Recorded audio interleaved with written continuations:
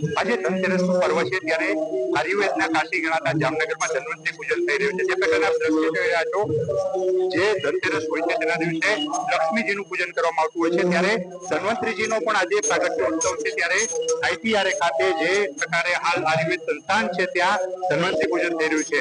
જે રાજમાતા ગુલાબપુરમાં જે સ્થાપિત આ જે આયુર્વેદ સંસ્થાન છે ત્યાં ધન્વંતરીજીની વર્ષો જૂની પ્રતિમા આવેલી છે, ત્યાં હાલ પૂજન અર્ચન કરાઈ રહ્યું છે। કારણ કે જે ધન્વંતરીજીનો પૂજાનો દિવસ છે ત્યારે ધન્વંતરીજીના ખાસ કરીને જે પ્રકારે વાત કરવામાં આવે, આજે પ્રાગટ્ય ઉત્સવ હોય ત્યારે ધન્વંતરીજીની વંદના સાથે વિશ્વમાં તમામ લોકો આરોગ્યપ્રદ અને આરોગ્યમય રહે તેની પ્રાર્થના સાથે જામનગરમાં ધન્વંતરી પૂજન કરવામાં આવી રહ્યું છે। આયુર્વેદના ઉપાસકો માટે આજે ખૂબ અગત્યનો અને બહુ જ મહત્વપૂર્ણ દિવસ છે, કારણ કે આયુર્વેદના જે અધિષ્ઠાતા દેવ કહેવાય એ ભગવાન ધન્વંતરીનો આજે આ પ્રાગટ્યોત્સવ છે।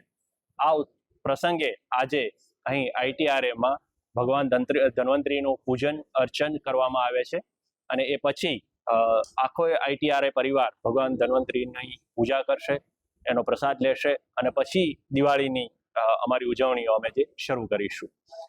ભગવાન ધન્વંતરી આપણે જાણીએ છીએ કે આયુર્વેદના પ્રવર્તક દેવ છે।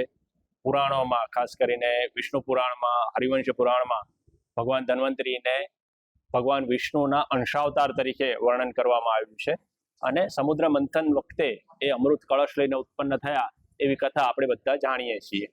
ભગવાન ધન્વંતરીની જે મૂર્તિ છે એ પ્રતિકાત્મક છે। ભગવાન ધન્વંતરીની મૂર્તિના એક હાથમાં અમૃત કળશ છે, એક હાથમાં એક દિવ્ય ઔષધિ છે, એક હાથમાં જળો છે અને એક હાથ આશીર્વાદ મુદ્રામાં હોય છે। ઘણી બધી મૂર્તિઓમાં ચક્રધારી મૂર્તિ પણ જોવા મળે છે।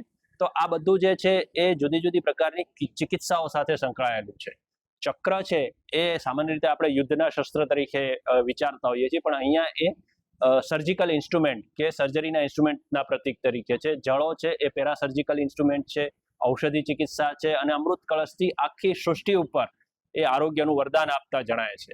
તો આ ધન્વંતરી ત્રયોદશીનું મહત્વ છે, જેના અનુસંધાને આજે અમારે ત્યાં પૂજન અર્ચન